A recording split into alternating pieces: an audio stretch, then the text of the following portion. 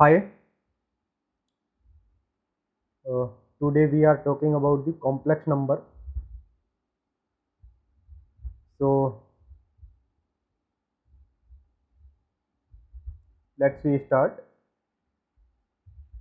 अब ये जो कॉम्प्लेक्स नंबर जो है चैप्टर अपना, इसको हम लोगों ने डिवाइड किया है in the form of seasons and episode.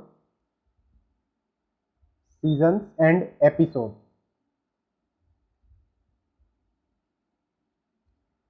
तो इसमें हमारे मेनली दो सीजन रहेंगे। सीजन 1 जो रहेगा NCERT and JEE Mains level तक का,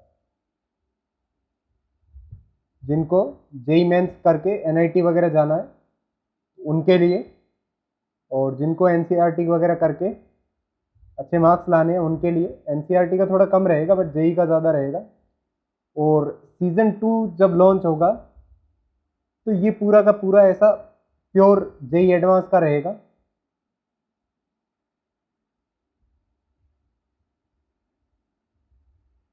और सीज़न 1 से लेके सीज़न 2 में जितने भी एपिसोड्स आएंगे, जैसे इसमें कुछ एपिसोड्स आएंगे, सपोज एपिसोड 1 आ गया, एपिसोड 2, एपिसोड 3, तो जैसे जैसे एपिसोड्स आते रहेंगे वैसे वैसे स्टोरी हमारी बिल्डअप होती रहेगी। और हम लोग जो कॉम्प्लेक्स नंबर में कुछ नए नए टॉपिक्स वगैरह या नए नए फंडेज, नए नए कॉन्सेप्ट सीखते रहेंगे। तो इस टाइप से हम लोग पढ़ेंगे इसमें। तो सबसे पहले अगर हम लोग बात करें कॉम्प्लेक्स नंबर की, तो ये हमारा कॉम्प्लेक्स नंबर का सीज़न 1 का एपिसोड 1 है। तो कॉम्प्लेक्स नंबर में सबसे पहले हम लोग बात करते हैं कि कॉम्प्लेक्स नंबर जो होता है वो क्या होता है, मतलब कॉम्प्लेक्स नंबर जो है वो एक्चुअल में होता क्या है। तो जैसे अगर हम लोगों ने 10 तक पढ़ा था ये कि अगर समथिंग का स्क्योर, समथिंग को मैं अगर एस बोल दूं तो एस का square is equal to negative में समथिंग आ जाए, बोले तो -1 या फिर -2 या फिर -4, जैसे S square is equal to -4 आ जाए, तो हम लोग यहाँ पे बोलते थे कि जो एस जो है उसकी कोई वैलिड वैल्यू नहीं आएगी। यहाँ पे हम लोग ये बोल देते थे। ऐसा हम लोग इसलिए बोलते थे कि अगर हम लोग दोनों साइड स्क्वायर रूट लेते थे तो एस की वैल्यू आती थी √/-4। तो स्क्वायर रूट के अंदर नेगेटिव की क्वांटिटी हम लोग बोलते थे कि 10th में ये क्वांटिटी पॉसिबल नहीं है, इसको हम लोग आगे स्टडी नहीं कर पाते। हम लोग जब तक 10th में थे तब तक बच्चे थे, तब तक हम लोग ये बोलते थे। अब यहाँ पे हम लोगों ने नया एक कॉन्सेप्ट शुरू किया imaginary number and complex number का। ये होता है अगर आप लोगों को स्क्वायर रूट के अंदर नेगेटिव की क्वांटिटी मिल जाए तो ये आपको जनरेट करके देता है एक इमेजनरी नंबर और एक कॉम्प्लेक्स नंबर। एक इमेजनरी नंबर और अ कॉम्प्लेक्स नंबर। ये इसका इंट्रो हो गया कि कॉम्प्लेक्स नंबर जो है वो कहाँ से जनरेट हुआ, कैसे आया, इसके पीछे का राज क्या था, ये सारे इसकी बात होगी।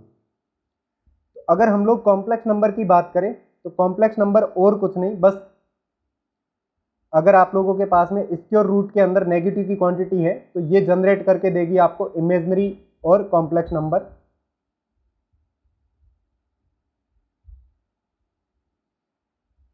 और दूसरी बात, स्क्वायर रूट के अंदर अगर -1 आता है तो इसको हम लोग बोलते हैं आयोटा। ये हमारा मेन पॉइंट होता है, इसको हम लोग बोलते हैं आयोटा। तो iota is equal to square root of -1 आता है। फिर अगर हम लोग सेकेंडली बात करें तो कॉम्प्लेक्स नंबर को रिप्रेजेंट किया जाता है जेड से। तो कॉम्प्लेक्स नंबर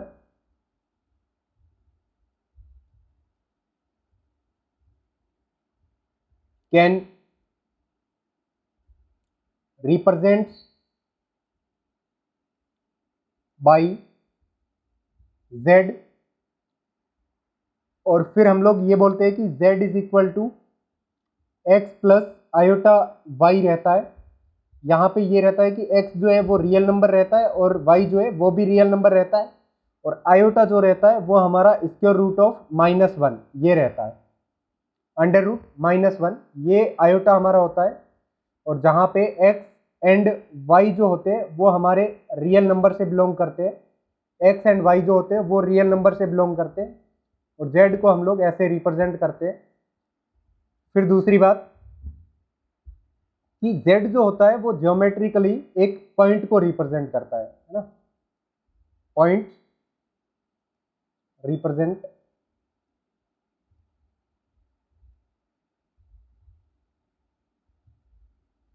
z एक सिर्फ पॉइंट को रिप्रेजेंट करता है। जैसे अगर हम लोग बात करें कि हमारे पास में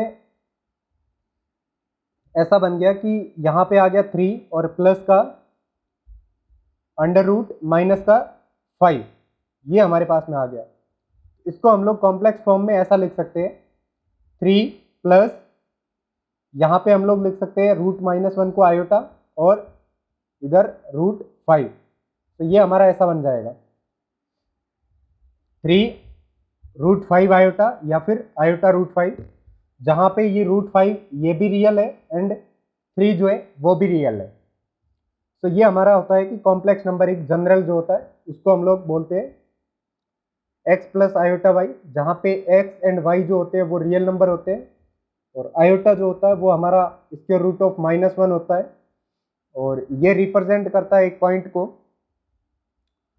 अगर हम लोग आगे की ओर बात करें तो अगर आयोटा हमारा स्क्वायर रूट ऑफ -1 होता है, अगर हम लोग दोनों साइड स्क्वायर करें तो ये बन जाएगा आयोटा स्क्वायर और इधर बन जाएगा अंडर रूट -1 का स्क्वायर जो कि आ जाएगा -1, और फिर से इसकी पावर एक और राइज करें तो यहाँ पे बन जाएगा आयोटा क्यूब और यहाँ पे बन जाएगा माइनस का आयोटा, और इसकी पावर 4 कर दे तो आयोटा की पावर 4 हो जाएगी।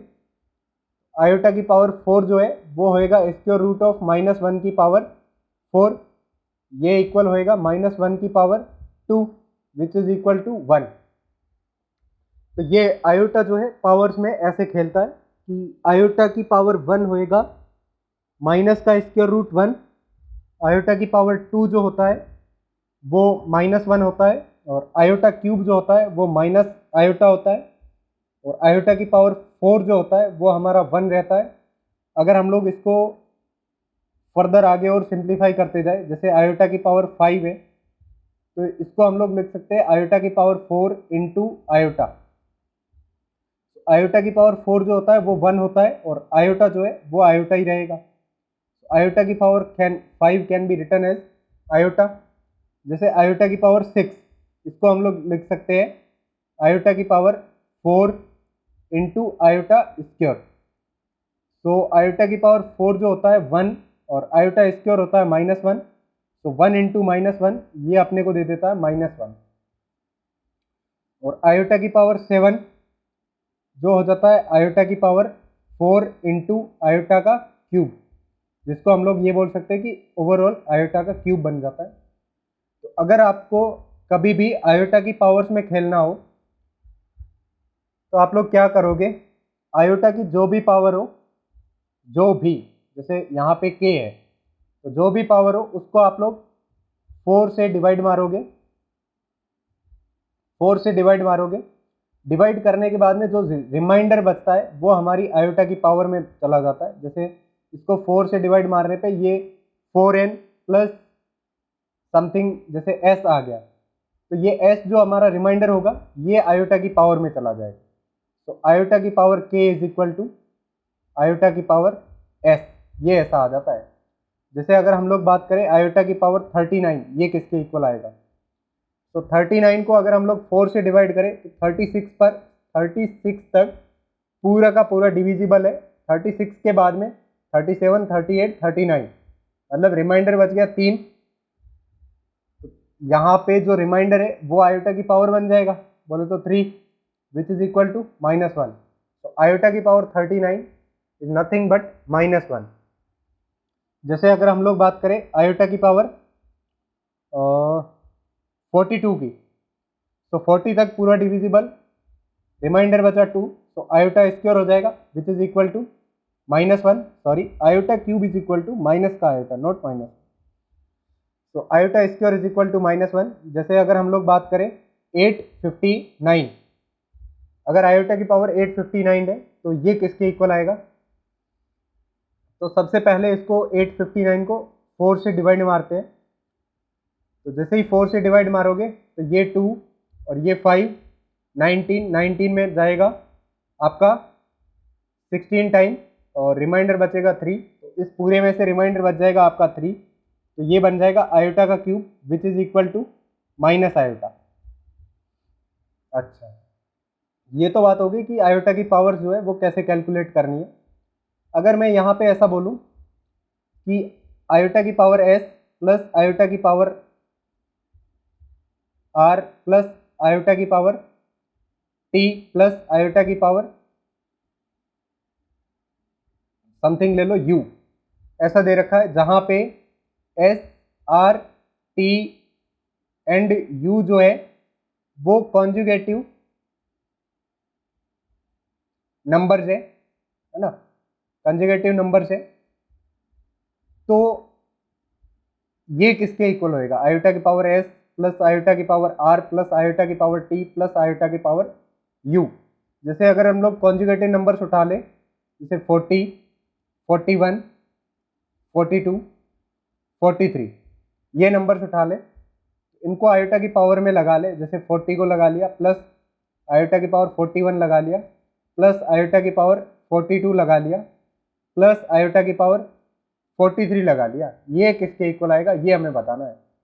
तो 40 तक आयोटा की पावर 0, रिमाइंडर 0 बचा तो आयोटा की पावर 0, प्लस 41 तक रिमाइंडर बचा 1 आयोटा की पावर 1, 42 तक रिमाइंडर बचा 2 आयोटा की पावर 2, 43 तक रिमाइंडर बचा 3 आयोटा की पावर 3।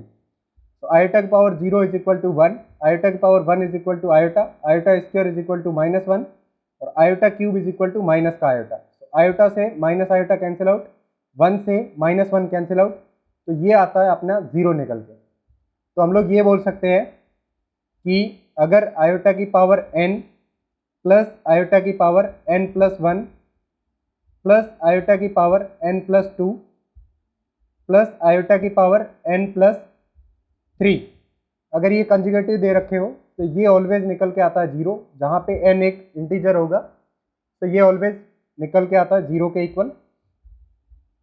और अगर हम लोग आगे बात करें, जैसे यहाँ पे दे रखा आयोटा की पावर 586 प्लस आयोटा की पावर 587 प्लस आयोटा की पावर 588 प्लस आयोटा की पावर 589 प्लस आयोटा की पावर 590, ये किसके इक्वल आएगा ये हमें बताना है। तो पहली तो 4 ये कंजुगेटिव हो गई, 86, 87, 88, 89, इस पूरे का सम तो आ गया 0, तो 0 प्लस आयोटा की पावर 590। तो 590 को 4 से डिवाइड करो तो रिमाइंडर कितना बचेगा? तो 5 में 1 टाइम, 19 में 30 और ये बच जाएगा 2, तो रिमाइंडर बचेगा 2 which is iota square. Iota square is nothing but -1, तो इसका आंसर आएगा -1।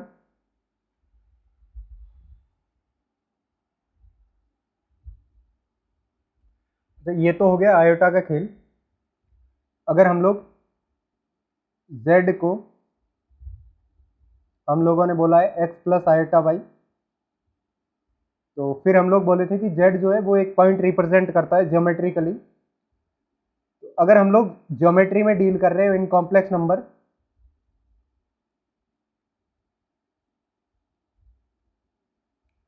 अगर हम लोग कॉम्प्लेक्स नंबर की ज्योमेट्री में डील कर रहे हो, इसके लिए जैसे हमारे पास में अगर हम लोग ऐसे पढ़े हो ज्योमेट्री पढ़े हो जिसमें हमारे पास में एक ऐसा एक्स एंड वाई प्लेन रहता था, एक्स एंड वाई प्लेन रहता था।